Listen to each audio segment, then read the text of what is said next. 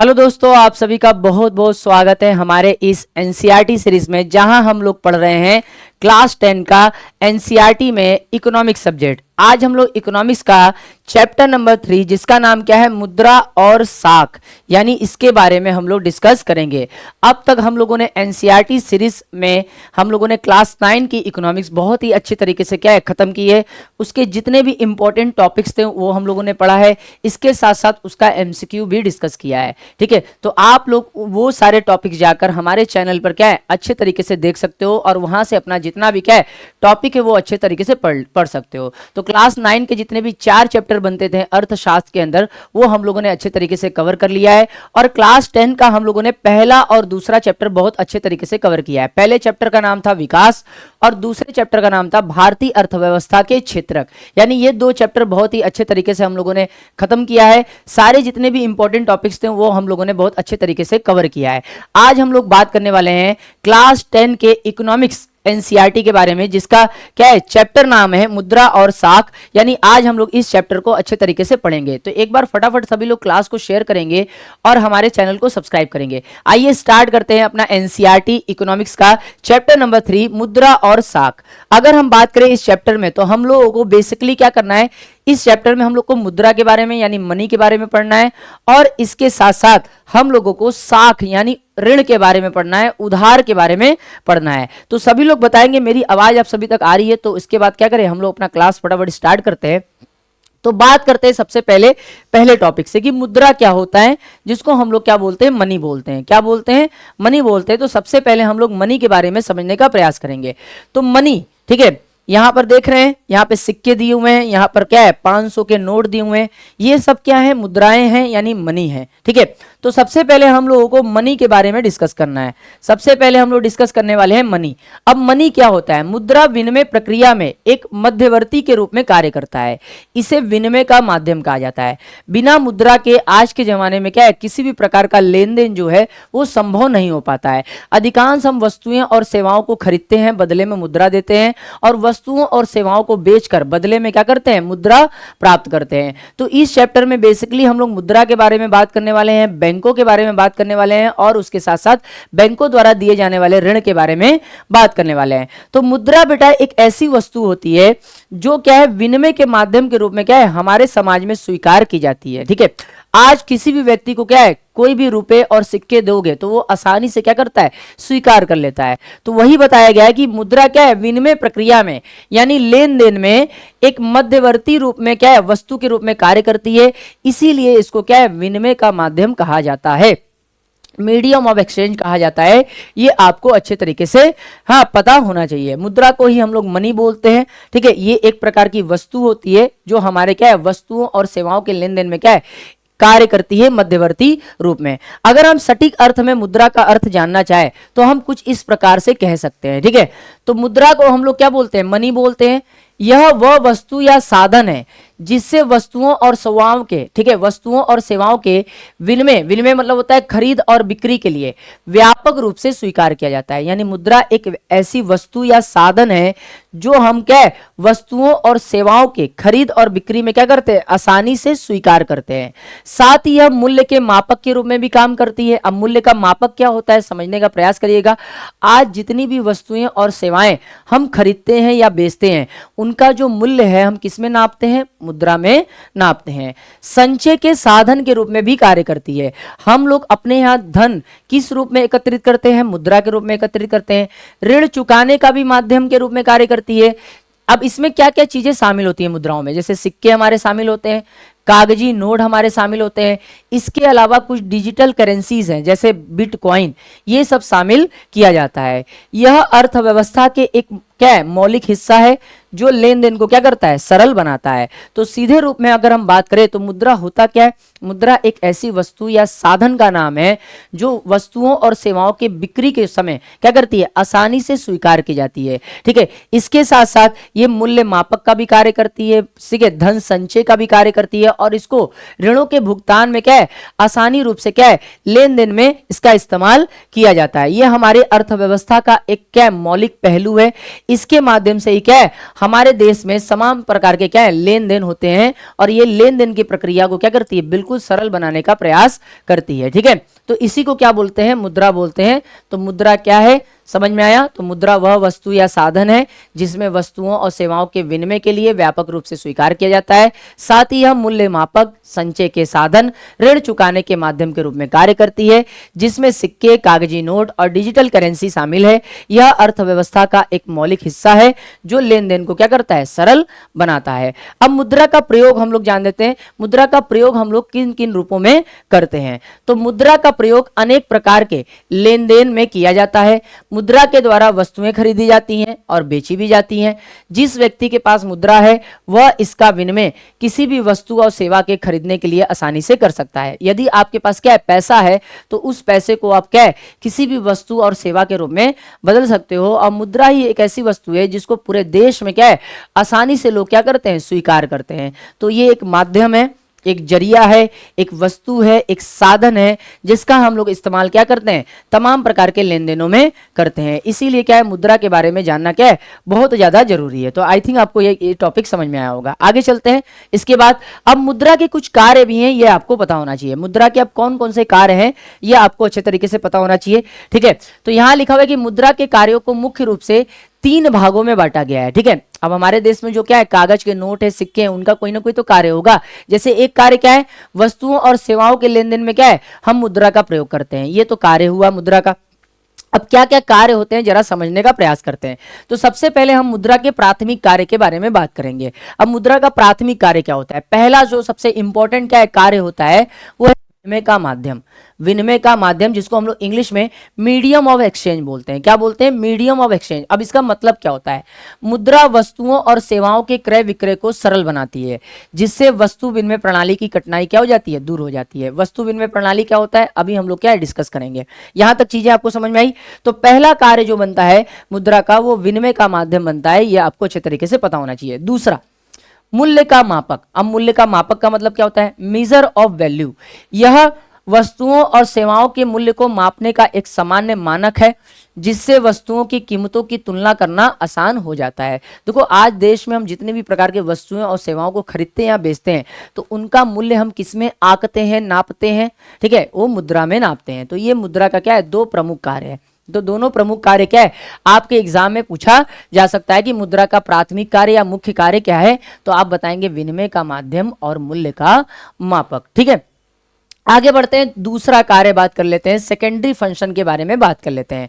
भावी भुगतान का मानक मुद्रा उधार लेन देन में या मुद्रा उधार लेने और चुकाने की प्रक्रिया को आसान बनाती है। देखो आज के समय क्या है आज हम आसानी से क्या है आज वस्तुएं खरीद सकते हैं परंतु उसका भुगतान हम 1 महीने 2 महीने बाद भी कर सकते हैं। तो एक तरह से हम कह सकते हैं कि मुद्रा के द्वारा क्या है जो भावी भुगतान है या भविष्य में जो भुगतान की जो प्रक्रिया है वो बिल्कुल क्या है आसान हो गई है। ठीक है, बिल्कुल आसान हो गई है, ये आपको अच्छे तरीके से पता होना चाहिए। समझ में आया?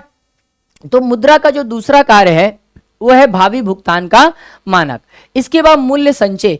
पहले के जमाने में मुद्रा नहीं होती थी, ठीक है, तो लोगों को क्या है धन के रूप में संपत्ति के रूप में क्या है संचय करने में इकट्ठा करने में काफी मुश्किल होता था। परंतु आज के समय मुद्रा के रूप में हम धन संचय का कार्य कर सकते हैं क्योंकि इसका मूल्य स्थिर रहता है, घटता बढ़ता नहीं है। इसे भविष्य के लिए आसानी से क्या है रखा जा सकता है। तो ये आपको अच्छे तरीके से पता होना चाहिए। तो ये दूसरा हो गया। फिर उसके बाद मूल्य हस्तांतरण। मुद्रा द्वारा संपत्ति या मूल्य को एक स्थान से दूसरे स्थान या एक व्यक्ति से दूसरे व्यक्ति को आसानी से क्या है ट्रांसफर किया जा सकता है, हस्तांतरित किया जा सकता है। तो ये मुद्रा के क्या है द्वितीय कार्य है। पहला है भावी भुगतान का आधार। उधार लेन देन को क्या है मुद्रा सरल बनाती है। मुद्रा के रूप में हम संपत्ति संचय करके रख सकते हैं। फिर उसके बाद मुद्रा की सहायता से हम किसी भी वस्तु या सेवा को क्या है एक स्थान से दूसरे स्थान भेज सकते हैं या प्राप्त कर सकते हैं, या मुद्रा के माध्यम से हम क्या है मुद्रा को भी एक स्थान से दूसरे स्थान आसानी से भेज सकते हैं। ये आपको अच्छे तरीके से पता होना चाहिए। अब कुछ आकस्मिक कार्य भी पता कर लेते हैं। साख का आधार बैंक मुद्रा के आधार पर साख यानी उधार का निर्माण होता है। आज बैंक क्या करते हैं, साख के माध्यम से क्या करते हैं, उधार देने का काम करते हैं। फिर उसके बाद राष्ट्रीय आय का वितरण, मुद्रा के द्वारा ही लगान, मजदूरी, ब्याज, लाभ के रूप में क्या है, आय का वितरण आसान बनता है। तरलता प्रदान करना, मुद्रा सबसे अधिक तरल संपत्ति है जिसे किसी भी समय किसी भी वस्तु और सेवा में या संपत्ति में बदला जा सकता है। ये आपका क्या है, मुद्रा का कार्य है, ये आपको अच्छे तरीके से पता होना चाहिए। अब बात कर लेते हैं जब हमारे देश में या पूरे दुनिया में मुद्रा नहीं होती थी, ठीक है, उस समय लोग वस्तुओं और सेवाओं का किस प्रकार से लेन देन करते थे, उसके बारे में हम लोगों को डिस्कस करना है। अगर आप जाओगे करीबन 5,000 10,000 साल पहले, तो हमारे पूरे दुनिया में मुद्रा नाम की क्या है, कोई भी वस्तु नहीं होती थी।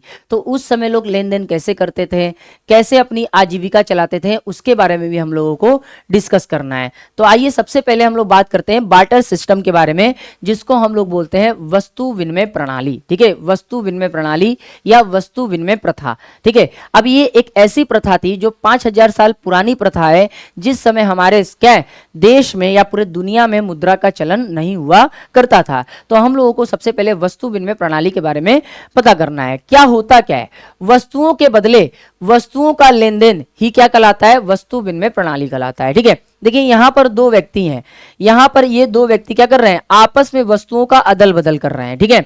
तो अदल बदल करना ही क्या कहलाता है, बार्टर सिस्टम कहलाता है, वस्तु विनिमय प्रणाली कहलाता है।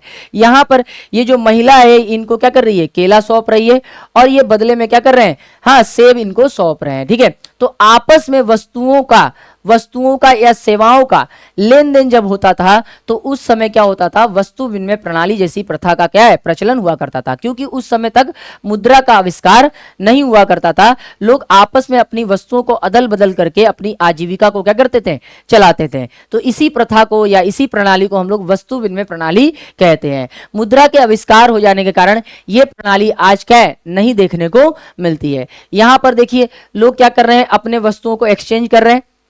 ये क्या कर रहा है, ढेर सारा क्या है, इनको फल इनको दे रहा है, बदले में ये इनको मुर्गी दे रहा है। यहां पर देखिए, ठीक है, यहां पर दो व्यक्तियों द्वारा लेन देन हो रहा है, ठीक है, शूज के बदले बैग मिल रहा है, बैग के बदले शूज मिल रहा है, ठीक है। यहां पर भी आप देख रहे होंगे। तो जहां पर वस्तुओं और सेवाओं का लेन देन होता है, ठीक है, जहां पर वस्तुओं और सेवाओं का लेन देन होता है आपस में दो या दो से अधिक व्यक्तियों के बीच, तो वहां पर एक प्रथा या एक प्रणाली देखने को मिलती है। उसी प्रणाली को हम लोग क्या बोलते हैं, वस्तु विनिमय प्रणाली बोलते हैं, बार्टर सिस्टम बोलते हैं। पहले के जमाने में आपको क्या है, बार्टर सिस्टम देखने को ही मिलता था, क्योंकि मुद्रा का आविष्कार नहीं हुआ था। आज भी आप लोगों के क्या है, गलियों में मोहल्लों में बहुत सारी ऐसी महिलाएं या पुरुष आते होंगे जो आपके क्या है, घर के पुराने सामान मतलब लेते होंगे और बदले में आपको क्या है, कोई ना कोई नया सामान देते होंगे। जैसे बहुत सारे बर्तन वाले हैं, तो बर्तन वाले क्या है, मोहल्ले में घूमते हैं या गांव में आते हैं, तो बोलते हैं कि क्या है, कपड़े के बदले बर्तन ले लो, ठीक है, या बर्तन के बदले कपड़े ले लो। तो ऐसी प्रथा आपको देखने को मिलती है, ठीक है। फिलहाल आज के समय मुद्रा का आविष्कार हो गया है, तो इस प्रथा का क्या है, उतना ज्यादा प्रयोग नहीं किया जाता। फिलहाल ये टॉपिक आपको पढ़ना इंपॉर्टेंट है, तो इसलिए मैं पढ़ा रहा हूं। आगे चलते हैं, आगे बात करते हैं। अब वस्तु विनिमय प्रणाली होती क्या है, अगर इसका हम सही अर्थ में, ठीक है, अगर हम इसका सही अर्थ निकाले तो क्या होता है। तो वस्तु विनिमय प्रणाली एक ऐसी प्राचीन प्रणाली है जिसमें मुद्रा का उपयोग किए बिना सीधे वस्तु और सेवा के बदले दूसरी वस्तु या सेवा का आदान प्रदान किया जाता है। इसे बार्टर सिस्टम कहते हैं। जैसे कपड़े के बदले अनाज लेना या गाय के बदले बकरियां लेना, तो यही क्या कहलाता है, वस्तु विनिमय प्रणाली कहलाता है, बार्टर सिस्टम कहलाता है। अगर हम आगे बात करें तो वस्तु विनिमय प्रणाली में क्या है, बहुत सारी क्या है, कठिनाइयां हैं, यानी इसके बहुत सारे दोष हैं। दोष के बारे में हम लोग डिस्कस करते हैं। दोषों की वजह से ही क्या हुआ, मुद्रा का आविष्कार हुआ, ठीक है। पहले के लोग क्या है, वस्तुओं का अदल बदल करके ही क्या है, अपना जीवन यापन करा मतलब कि चलाते थे। तो इस प्रणाली में कुछ दोष देखने को मिला, इसी कारण क्या हुआ, हमारे देश में या पूरे दुनिया में मुद्रा का आविष्कार हुआ। पहला दोष क्या था, जरा समझने का प्रयास करेंगे। वस्तु विनिमय के लिए दोहरे सहयोग की शर्त का पूरा होना आवश्यक है। अब इसका मतलब क्या होगा, ठीक है, इसका मतलब समझने का प्रयास करेंगे। मान लीजिए एक मार्केट है, मान लीजिए एक मार्केट है, यहां पर एक व्यक्ति क्या है, अपना कोई सामान लेकर आता है, जैसे गेहूं, ठीक है, गेहूं लेकर आता है। तो वो गेहूं लेकर आता है, बदले में उसको क्या की चाहिए, चावल चाहिए, बदले में उसे चावल चाहिए, तो उसे एक ऐसे व्यक्ति की खोज करनी पड़ेगी, उसे एक ऐसे व्यक्ति की मार्केट में खोज करनी पड़ेगी जो तो उसका तो गेहूं ले ले, बदले में उसको चावल दे दे। और सामने वाला भी व्यक्ति के पास क्या है, वैसा ही क्या है, सोच होना चाहिए कि बदले में वो क्या करे, गेहूं ले और बदले में चावल दे दे। परंतु ऐसे व्यक्तियों का क्या है, मार्केट में मिलना क्या है, काफी मुश्किल होता था उस समय। इसीलिए क्या है, इसको वस्तु विनिमय प्रणाली का एक तरह से दोष बोला जाता है। ठीक है, दोहरे सहयोग की शर्त का पूरा होना आवश्यक का मतलब यही होता है कि दो व्यक्ति ऐसे मिले मार्केट में जो आपस में इच्छित वस्तुओं को क्या करें, आपस में अदला बदली करें। परंतु ऐसे क्या है, मार्केट में व्यक्तियों का या वस्तुओं का मिलना क्या होता था, काफी कठिन होता था। और वस्तु विनिमय प्रणाली में क्या होती थी, बहुत सारी कठिनाइयों का सामना लोगों को करना पड़ता था। इसी कारण क्या है, मुद्रा का क्या हुआ, जन्म हुआ, क्योंकि मार्केट में लोग अपनी इच्छित वस्तुएं लेकर जाते थे। ठीक है, अब बदले में क्या है, कुछ वस्तुएं प्राप्त करना चाहते थे, लेकिन उनको मार्केट में ऐसे व्यक्ति नहीं मिलते थे जो उनकी वस्तु तो ले लें, बदले में उनकी आवश्यकता की वस्तु उनको दे दें। ऐसे लोगों का मिलना क्या होता था, काफी कठिन होता था। इसीलिए क्या है, दोहरे सहयोग का अभाव यहां देखने को मिलता था। इसके बाद धन या मूल्य संचय में कठिनाई। ठीक है, वस्तु विनिमय प्रणाली में क्या होता था, कोई भी व्यक्ति संपत्ति के रूप में लंबे समय तक किसी भी वस्तु को क्या है, संचय करके नहीं रख सकता था, क्योंकि वस्तुएं क्या होती थी, एक समय बाद खराब हो जाती थी। लेकिन आज के समय मुद्रा के रूप में हम लोग क्या है, दसों साल तक अपनी संपत्ति के रूप में क्या है, संचित करके उसे रख सकते हैं। तो धन संचय और मूल्य संचय में क्या होती थी, कठिनाई होती थी। फिर अविभाज्य वस्तुओं की क्या है, या अविभाज्य वस्तुओं का विनिमय कठिन। ठीक है, अब ऐसी वस्तुएं जिनका विभाजन नहीं किया जा सकता, उनके लेन देन में क्या होती थी, वस्तु विनिमय प्रणाली के समय काफी कठिनाई होती थी। जैसे एग्जाम्पल में मान लेते हैं कि मान लीजिए एक घोड़ा है। ठीक है, एक घोड़ा है किसी व्यक्ति के पास। ठीक है, एक घोड़ा है किसी व्यक्ति के पास, और एक व्यक्ति के पास क्या है, दो बकरियां हैं, दो बकरियां हैं। ठीक है, दो बकरियां हैं।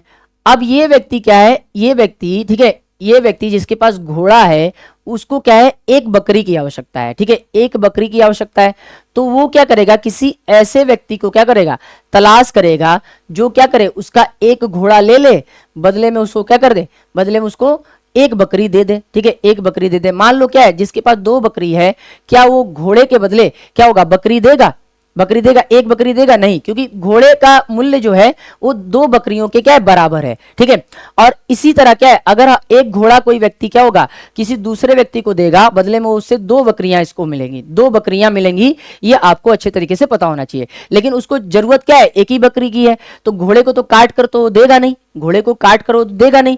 तो इसी कारण क्या होता था कि वस्तु विनिमय प्रणाली में क्या होती थी, काफी कठिनाई होती थी। ठीक है, अविभाज्य वस्तुओं का क्या है, लेन देन कठिन होता था। ठीक है, इसके बाद वस्तुओं को भविष्य में प्रयोग के लिए संग्रहित करना काफी मुश्किल था उस समय। सेवाओं का मूल्य निर्धारण और विनिमय में कठिनाई होती थी, किसी भी वस्तु का क्या मूल्य होगा ये किसी को पता नहीं चलता था। जैसे 10 किलो गेहूं के बदले कितने सोने और चांदी की मुद्राएं मिलेंगी या सोने और चांदी की वस्तुएं मिलेंगी, इसके बारे में क्या होता था, बहुत ज्यादा दिक्कत देखने को मिलता था। तो ये क्या है, वस्तु विनिमय प्रणाली की सीमाएं हैं या दोष हैं। इसी कारण क्या हुआ, हमारे देश में या पूरे दुनिया में क्या हुआ, मुद्रा का आविष्कार हुआ। आगे चलते हैं, अब आवश्यकताओं का दोहरा सहयोग क्या होता है, इसको भी हम लोग समझते हैं। जब एक व्यक्ति किसी चीज को बेचने की इच्छा रखता हो, वही वस्तु दूसरा व्यक्ति खरीदने की भी इच्छा रखता हो, अर्थात मुद्रा का उपयोग किए बिना, तो उसे आवश्यकताओं का दोहरा सहयोग कहा जाएगा। अब देखो यहां यही इंपॉर्टेंट है, यही चीजें क्या है, वस्तु विनिमय प्रणाली में देखने को नहीं मिलती थी। ठीक है, क्योंकि बेचने की इच्छा रखने वाला और खरीदने की इच्छा रखने वाले दोनों व्यक्तियों का आपस में मिलना क्या है, बहुत ज्यादा जरूरी होता था। अगर ये दोनों व्यक्ति आपस में नहीं मिलते थे तो वस्तु विनिमय प्रणाली या वस्तुओं का लेन देन संभव नहीं हो पाता था, ये आपको देखने को मिलता था। आगे बात करते हैं मुद्रा के आधुनिक रूप। ठीक है, वस्तु विनिमय प्रणाली में बहुत सारी कठिनाइयां थी, इसी कारण क्या हुआ, मुद्रा का आविष्कार हुआ। तो अगर हम बात करें मुद्रा का आधुनिक रूप, तो आज के समय में मुद्रा का आधुनिक रूप क्या है, कागज के नोट है, सिक्के हैं, चेक है, डेबिट कार्ड है, क्रेडिट कार्ड है, यूपीआई है, और मोबाइल और नेट बैंकिंग है। ये मुद्रा का क्या है, आज आधुनिक रूप है। आज हम जितने भी लेन देन करते हैं इन्हीं के माध्यम से करते हैं, कागज के नोट के माध्यम से करते हैं, सिक्कों के माध्यम से करते हैं, इसके अलावा चेक के माध्यम से करते हैं, उसके अलावा डेबिट कार्ड और क्रेडिट कार्ड के माध्यम से करते हैं, उसके बाद क्या है, यूपीआई के माध्यम से करते हैं, बैंक के माध्यम से करते हैं। तो आज क्या है, मुद्रा का जो आधुनिक रूप है आपको ये देखने को मिलता है।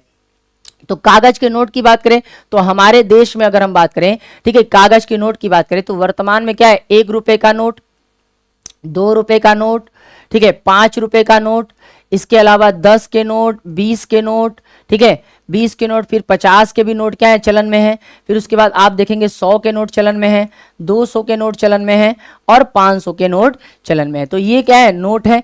फिर सिक्के की बात करें तो सिक्के में क्या है, आपको 1 का सिक्का, ठीक है, 2 का सिक्का, इसके अलावा 5 के, 10 के और क्या है 20 के सिक्के आपको देखने को मिलते हैं। चेक क्या है, चेक एक प्रकार का क्या है, बैंकिंग प्रलेख है। चेक क्या है, आपका एक बैंकिंग प्रलेख है, जिसमें क्या है, जो बैंक का ग्राहक होता है वो बैंक के ऊपर क्या करता है, चेक लिखता है, जिसमें वो बैंक को आदेश देता है कि चेक में उल्लेखित धनराशि उसे या उसके आदेशानुसार किसी अन्य व्यक्ति को दे दे, ये चेक कहलाता है। डेबिट कार्ड और क्रेडिट कार्ड, ये भी आपको पता होना चाहिए, ये भी मुद्रा के क्या है, आधुनिक रूप है। अब डेबिट कार्ड और क्रेडिट कार्ड का मतलब क्या होता है, जरा समझने का प्रयास करिएगा, ठीक है। डेबिट कार्ड अगर आपको क्या है, बैंक से लेना है तो उसके लिए आपके पास क्या होना चाहिए, बैंक में खाता होना चाहिए।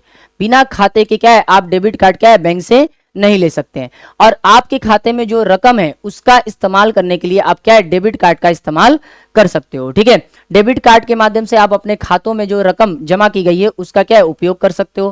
क्रेडिट कार्ड क्या है, लेने के लिए बैंकों से क्या है, बैंकों से आपको खाते खुलवाने की आवश्यकता नहीं होती, ठीक है।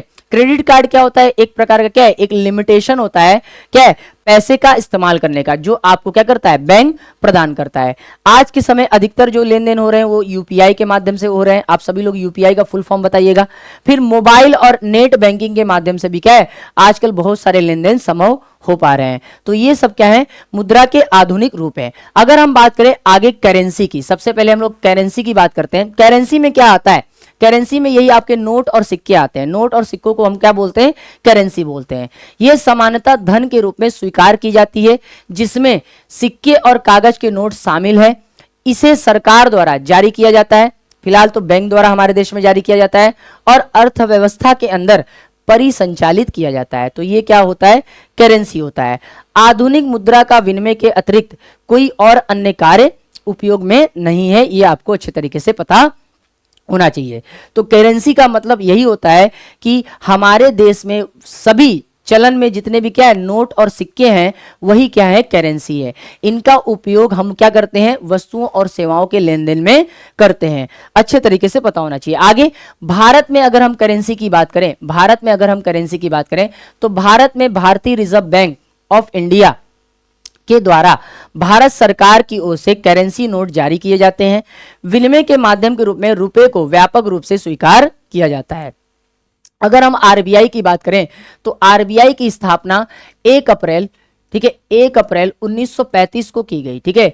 इसका जो हेडक्वार्टर है तो आपको पता होना चाहिए मुंबई में है। कहां पे है, हेडक्वार्टर मुंबई में है।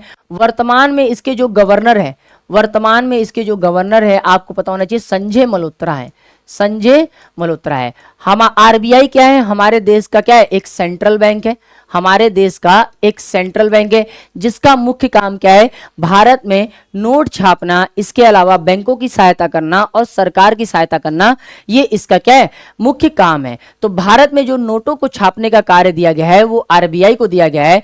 आरबीआई एक बार में, याद रखना, आरबीआई एक बार में 200 करोड़ रुपए का नोट छापता है, ठीक है, 200 करोड़ रुपए का नोट छापता है। और नोटों के पीछे क्या होता है, कोष रखना पड़ता है। तो 115 करोड़ का क्या होता है, सोना रखा जाता है, और करीबन क्या है 85 करोड़ का, ठीक है, 85 करोड़ की विदेशी प्रतिभूतियां क्या है, कोष में रखनी पड़ती है। ये आपको अच्छे तरीके से पता होना चाहिए, ठीक है। तो विदेशी प्रतिभूतियां 85 करोड़ की, ठीक है, और इसके बाद 115 करोड़ का सोना क्या होता है, कोष में रखना होता है, ठीक है। इस प्रणाली को क्या बोला जाता है, न्यूनतम कोष प्रणाली बोला जाता है। क्या बोला जाता है, न्यूनतम कोष प्रणाली बोला जाता है। अच्छे तरीके से आपको पता होना चाहिए, ठीक है। ये अपनाया कब गया, 1956 में ये अपनाया गया, ठीक है। तो भारत में भारतीय रिजर्व बैंक भारत सरकार की ओर से हमारे देश में क्या करता है, नोट जारी करने का काम करता है। नोटों का उपयोग हम लोग विनिमय के माध्यम में करते हैं। भारत में अगर हम बात करें तो आरबीआई की स्थापना 1 अप्रैल 1935 को की गई। इसका जो हेडक्वार्टर है मुंबई में। वर्तमान में गवर्नर संजय मल्होत्रा है। आरबीआई एक बार में 200 करोड़ रुपए का नोट छापता है, ठीक है। ये जो मेथड का इस्तेमाल करता है उसको बोलते हैं न्यूनतम कोष प्रणाली। 1956 में आरबीआई ने इसे अपनाया, ठीक है। नोट छापते समय 115 करोड़ का सोना क्या गया, आरबीआई कोष में रखता है, और 85 करोड़ की विदेशी प्रतिभूतियां कोष में रखता है। ये अच्छे तरीके से पता होना चाहिए। अब आरबीआई के हमारे देश में कार्य क्या है, सरकार की ओर से मुद्रा जारी करना, ये आरबीआई का काम है। बैंकों और समितियों की कार्य प्रणाली पर नजर रखना, ये बैंकों के कार्यों पर नजर रखता है, बैंकों को पर नियंत्रण रखता है, बैंकों को समय समय पर लाइसेंस व्यवस्थाएं प्रदान करता है, ये आपको पता होना चाहिए था। इसके बाद ब्याज की दरों और ऋण की शर्तों पर निगरानी रखना, ठीक है।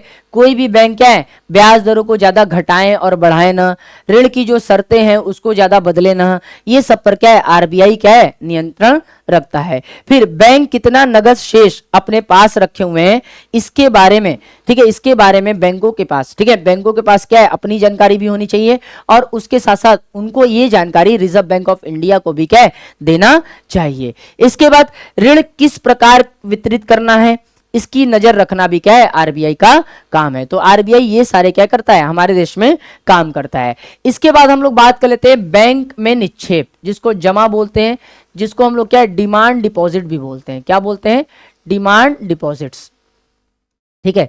देखो हम लोग क्या करते हैं, हम लोग क्या है, हम लोग जो अपने अतिरिक्त पैसे हैं वो हम लोग कहाँ जमा कराते हैं, बैंक में जमा कराते हैं, ठीक है। तो बैंकों में ये जो जमा रकम होता है इसी को हम लोग क्या बोलते हैं, मांग जमा बोलते हैं, इसी को हम लोग डिमांड डिपॉजिट बोलते हैं, इसी को हम लोग बैंकों में निक्षेप या जमा बोलते हैं। तो मुद्रा को एकत्रित और जमा करने का यह क्या है, एक अन्य रूप है। लोग अपने नाम पर एक बैंक खाता खोलकर बैंकों में क्या करते हैं, अपना अतिरिक्त पैसा रखते हैं। बैंक जमा राशि स्वीकार करते हैं और इस पर क्या है, बैंक ब्याज भी देते हैं, ये आपको अच्छे तरीके से पता होना चाहिए। बैंक में जमा किए गए धन को जमाकर्ता अपनी आवश्यकता अनुसार क्या है, निकाल भी सकता है, इसी को बैंक में निक्षेप या जमा बोला जाता है। अच्छे तरीके के आपको पता होना चाहिए, ठीक है। तो इसी को डिमांड डिपॉजिट बोलते हैं। जब हम बैंक में क्या करते हैं, अपने पैसे को जमा करते हैं तो बदले में क्या है, बैंक आपको ब्याज भी देता है। इसके बाद बैंकों में क्या है, विभिन्न प्रकार के खातों के माध्यम से हम क्या करते हैं, अपनी जमाओं को क्या करते हैं, जमा करते हैं। तो बैंक में हम कितने प्रकार के खाते खोलते हैं ये आपको पता होना चाहिए। अकाउंट्स, ठीक है, अकाउंट्स भी पता आपको होना चाहिए। सबसे पहले होता है, ठीक है, करेंट अकाउंट, ये मुख्यतः कौन खोलता है, ये व्यापारी खोलते हैं, ये कौन खोलते हैं, व्यापारी खोलते हैं। अब करेंट अकाउंट होता क्या है, आपको समझने का प्रयास होना चाहिए। तो करेंट अकाउंट को ही हम लोग चालू खाता खोलते हैं। चालू खाता मुख्यतः व्यापारियों द्वारा खोला जाता है। इस खाते की कुछ विशेषताएं होती हैं, जैसे इस खाते में हम दिन भर में चाहे जितने बार चाहे पैसा जमा कर सकते हैं और जितनी बार चाहे उतनी बार निकाल सकते हैं। इस खाते पर बैंक क्या करता है, किसी भी प्रकार का इंटरेस्ट यानी ब्याज नहीं देता, ये आपको अच्छे तरीके से पता होना चाहिए। दूसरा अगर हम बात करें, दूसरा, ठीक है, दूसरा एक सेविंग अकाउंट है। सेविंग अकाउंट मुख्यतः क्या है, आम व्यक्तियों द्वारा खोला जाता है, आम व्यक्तियों द्वारा खोला जाता है, या जिनकी आय क्या है, बहुत कम होती है, उनके द्वारा खोला जाता है। फिलहाल सेविंग अकाउंट हमारे देश में कोई भी खोल सकता है, ठीक है, स्त्रियां खोल सकती हैं, छोटे बच्चों का अकाउंट खुल सकता है। इसके अलावा जो क्या है, निर्धन वर्ग है वो भी खोल सकते हैं। कम आय वाले लोगों के लिए भी क्या है, सेविंग अकाउंट बढ़िया होता है। सेविंग अकाउंट की अगर हम बात करें तो इसमें दिन भर में चाहे जितनी बार उतनी बार पैसा जमा कर सकते हैं, परंतु निकालने पर क्या होता है, प्रतिबंध होता है, ठीक है। सेविंग अकाउंट पर अधिकतर जो क्या है बैंक है वो करीबन क्या है, 3.5% ब्याज देते हैं, 3.5% ब्याज देते हैं, ये आपको पता होना चाहिए। इसीलिए पहले मैंने करेंट अकाउंट पढ़ाया, फिर सेविंग अकाउंट पढ़ाया, ठीक है। तो करेंट अकाउंट पर किसी भी प्रकार का ब्याज नहीं दिया जाता, जबकि सेविंग अकाउंट पर ब्याज दिया जाता है करीबन 3.5%, ठीक है। और सेविंग अकाउंट कोई भी खुलवा सकता है। फिर इसके बाद अगर हम बात करें तो एक आता है आपका रेकरिंग डिपॉजिट अकाउंट। अब ये क्या होता है, ये भी कोई भी व्यक्ति खोल सकता है। इसमें क्या होता है, ठीक है, किस्तों के रूप में पैसे जमा करने होते हैं, किस्तों के रूप में। मान लीजिए आपने क्या किया, 1,000 रुपए धनराशि चुन ली कि हर महीने आप क्या करेंगे, बैंक में जमा करेंगे। तो आपसे जो बैंक है वो हर महीने 1,000 रुपए क्या करेगा, लेगा, ठीक है। तो हर महीने अगर आप 1,000 रुपए के रूप में धनराशि जमा करते हैं तो आपके लिए क्या है, रेकरिंग डिपॉजिट अकाउंट क्या होगा, बेस्ट होगा। आप इसके माध्यम से क्या है, हर महीने 1,000 रुपए क्या है, बैंक में जमा करेंगे। हाँ, बैंक बदले में आपको ब्याज भी देगा, ठीक है। फिर आते हैं फिक्स डिपॉजिट अकाउंट। अब क्या होता है, एक निश्चित समय अवधि के लिए जो खाता खोला जाता है उसको क्या बोलते हैं, फिक्स डिपॉजिट अकाउंट। इसमें क्या होता है, एक बार ही पैसा जमा होता है, एक बार ही क्या होता है, पैसा जमा होता है और समय पूरा हो जाने के बाद एक बार में ही क्या है, एक बार में ही क्या है, पैसा निकाला जाता है, पैसा निकाला जाता है। ये आपको अच्छे तरीके से पता होना चाहिए, ठीक है। तो ये हो गया। फिर क्या है, कुछ लोग ऐसे होते हैं जो क्या कहे, किसी कंपनी में काम करते हैं, कारखाने में काम करते हैं, किसी शोरूम में काम करते हैं, तो उनके लिए जो क्या है, एक खाता खुलवाया जाता है, उसको बोलते हैं सैलरी अकाउंट, ठीक है। उसमें उनकी सैलरी हर महीने क्या है, ट्रांसफर की जाती है। आप जितने भी देखोगे सरकारी क्या है, कर्मचारी हैं या बड़े बड़े कंपनियों में काम करने वाले व्यक्ति हैं, तो उनका अपना क्या होता है, एक सैलरी अकाउंट होता है जिसमें हर महीने क्या होती है, सैलरी आती है। इसके बाद अगर हम बात करें डीमैट अकाउंट, तो ये भी एक प्रकार का क्या है, खाता है। लेकिन ये खाता क्या होता है, ये खाता मुख्यतः उन लोगों के द्वारा खोला जाता है जो शेयरों का लेन देन करते हैं। ठीक है, शेयर बाजार में शेयरों का लेन देन करते हैं, उनके लिए ये एक प्रकार का क्या है, खाता होता है। फिर एनआरआई अकाउंट, एनआरआई अकाउंट क्या होता है, ऐसे नागरिक, ठीक है, ऐसे भारतीय नागरिक जो भारत में नहीं रहते, ठीक है, जिनको हम लोग क्या बोलते हैं, अनिवासी, अनिवासी भारतीय, ठीक है, अनिवासी भारतीय, ठीक है, अनिवासी भारतीय यानी जो भारत में नहीं रहते हैं, ठीक है, तो उनके द्वारा भारत में क्या है, एक अकाउंट खुलवाया जाता है ताकि वो क्या कर सके, विदेशी आयों को अपने इस अकाउंट में क्या कर सके, रख सके। तो उनके लिए एनआरआई अकाउंट होता है। तो ये आपको अच्छे तरीके से पता होना चाहिए। तो इतने प्रकार के क्या है जो खाते हैं वो आपको क्या है, बैंक खोल के देता है। आगे बात करते हैं मांग जमा। मांग जमा के बारे में अभी हम लोगों ने बात किया था, डिमांड डिपॉजिट बोलते हैं। होता क्या है, बैंक खातों में जमा धन को मांग के जरिए निकाला जा सकता है, इसलिए इस जमा को ही मांग जमा कहते हैं। तो हम लोग बैंक के पास जितने भी क्या है पैसे डिपॉजिट्स करते हैं वो सब क्या है, हम लोग कभी भी निकाल सकते हैं, इसीलिए इसको मांग जमा बोला जाता है। अब बात कर लेते हैं चेक के बारे में। चेक आप लोग जानते हैं, चेक एक ऐसा कागज है जो बैंक को किसी व्यक्ति के खाते से चेक पर लिखे नाम के किसी दूसरे व्यक्ति को एक निश्चित विशेष रकम का भुगतान करने का आदेश देता है।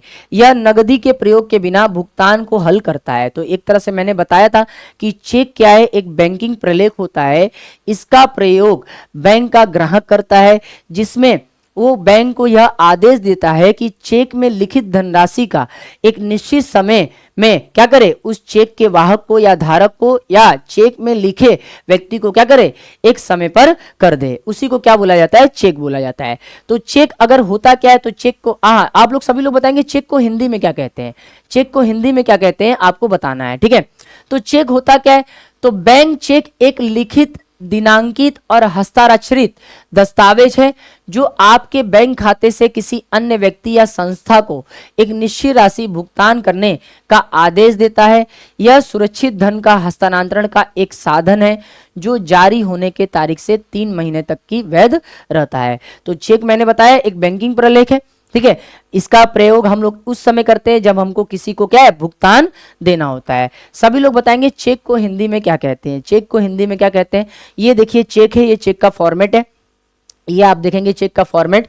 तो यहां पर देखिए दिनांक डाला हुआ है, ठीक है, यहां पर जिसको पे करना है उसका नाम लिखा हुआ है, कितना पे करना है वो नाम लिखा हुआ है, यहाँ पर शब्दों में लिखा हुआ है, यहाँ पर क्या है अंकों में लिखा हुआ है, यहाँ पर क्या है जो व्यक्ति चेक लिख रहा है उसका सिग्नेचर है। यहाँ ये मुख्यतः चेक किस बैंक का है, भारतीय स्टेट बैंक का है।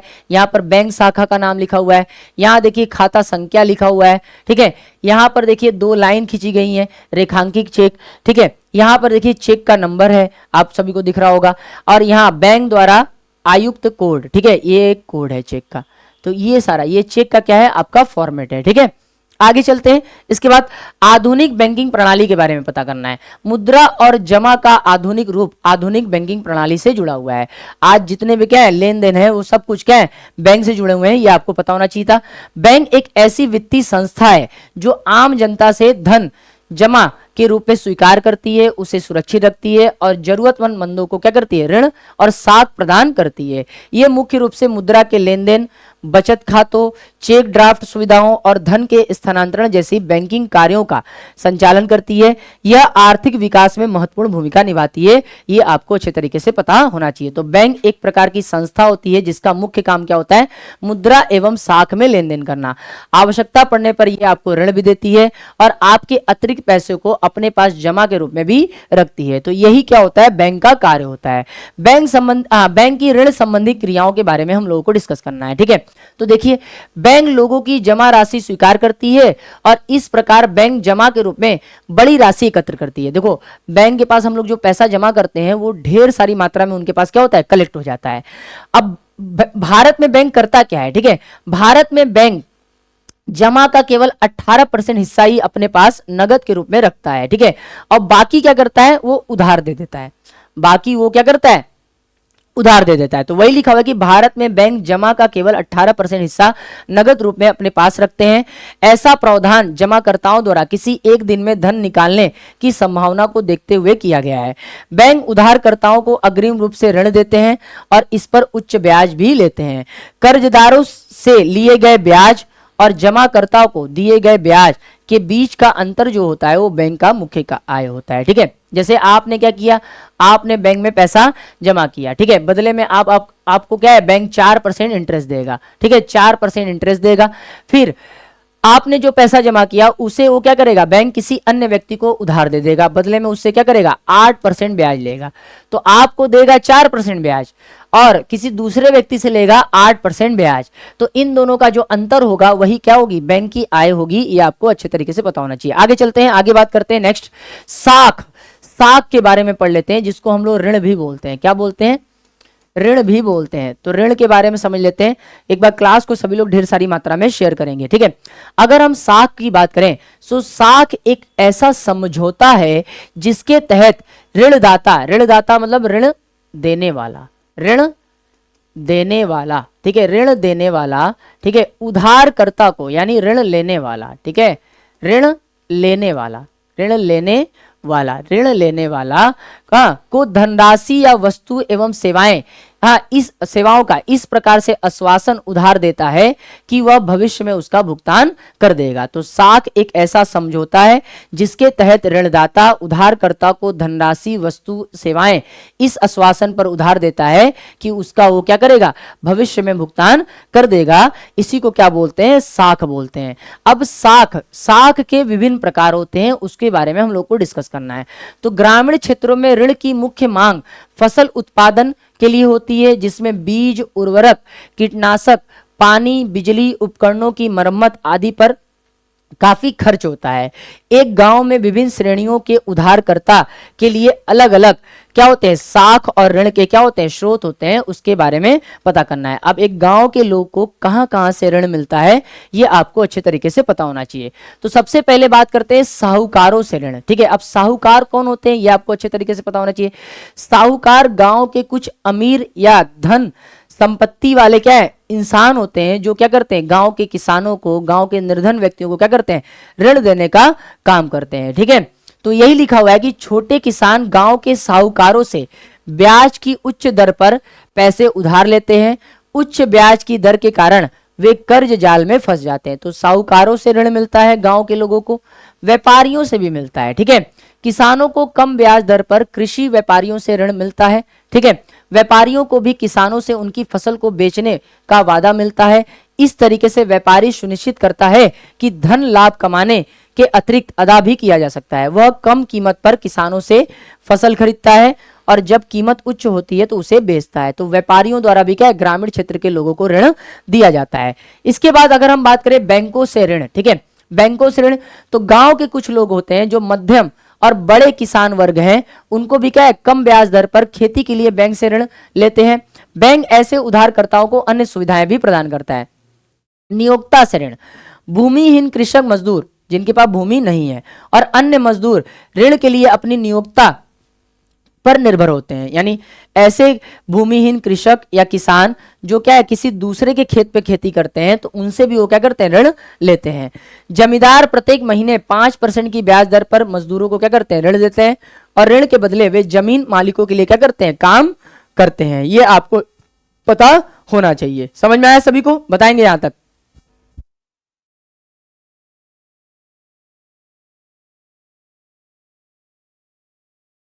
आगे बात करते हैं। अब इसके बाद करते हैं इंपॉर्टेंट टॉपिक सहकारी समितियों के बारे में। ये भी आपको अच्छे तरीके से पता होना चाहिए।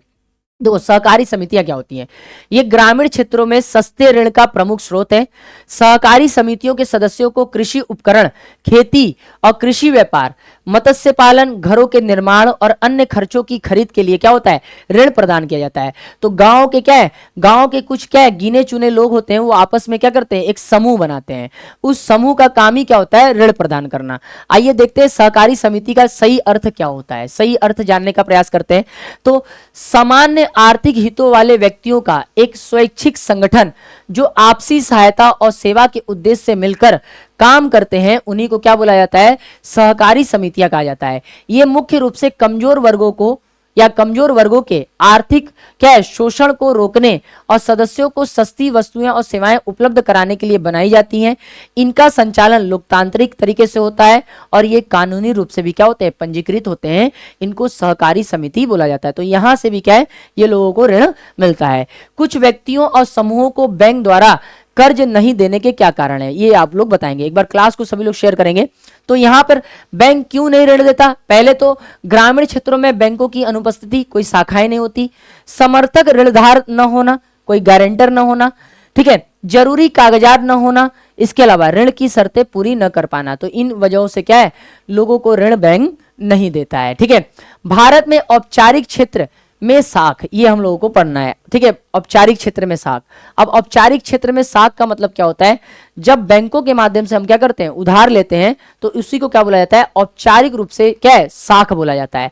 तो भारत में ऋणों को दो वर्गों में क्या है, बांटा गया है। एक है औपचारिक और एक है अनौपचारिक। ठीक है, तो भारत में ऋण देने के क्या है, दो प्रकार है। एक याद रखेंगे, एक औपचारिक है और दूसरा है अनौपचारिक। तो अगर हम बात करें औपचारिक और अनौपचारिक में, ठीक है, तो औपचारिक क्षेत्र में बैंक और सहकारी समितियां आती हैं, ये आपको पता होना चाहिए था।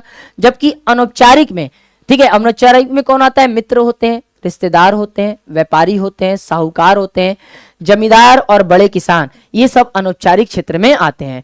तो भारत में ऋणों को दो वर्गों में डिवाइड किया गया है या बांटा गया है। एक है औपचारिक, दूसरा है अनौपचारिक। औपचारिक में वे लोग आते हैं जैसे बैंक और सहकारी समितियां आते हैं, और अनौपचारिक में क्या है, मित्र, रिश्तेदार, व्यापारी, साहूकार, ये सभी आते हैं। बात करते हैं साख के औपचारिक और अनौपचारिक क्षेत्र की विशेषता। सबसे पहले औपचारिक क्षेत्र में दिए जाने वाले ऋण के बारे में बात कर लेते हैं।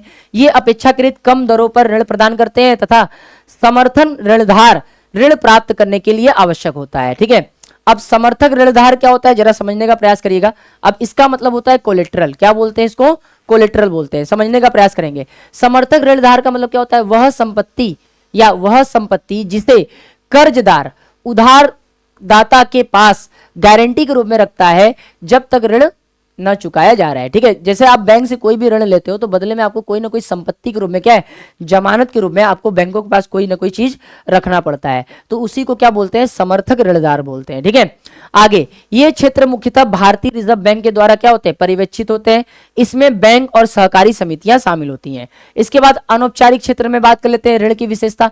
ये क्षेत्र अपेक्षाकृत या ये क्षेत्र अपने ऋणों पर उच्च ब्याज दर लगाते हैं, क्योंकि इस क्षेत्र में निगरानी के लिए कोई संगठन नहीं होता है, और इन औपचारिक क्षेत्रों से ऋण प्राप्त करने के लिए समर्थक ऋणदार की सुरक्षा, ठीक है, सुरक्षा ध्यान में रखेंगे, आवश्यक नहीं है। इसके बाद ये उधारकर्ताओं के ऋण को बढ़ा सकते हैं, उन्हें कर्ज के जाल में फंसा सकते हैं, और इससे उन पर ऋण का बोझ अधिक हो सकता है। ठीक है, इसके अतिरिक्त जो लोग अनौपचारिक क्षेत्र से उधार लेकर उद्यम शुरू करना चाहते हैं, वे उधार की ब्याज दर ऊंची होने के कारण क्या होते हैं, पैसे का भुगतान नहीं कर पाते।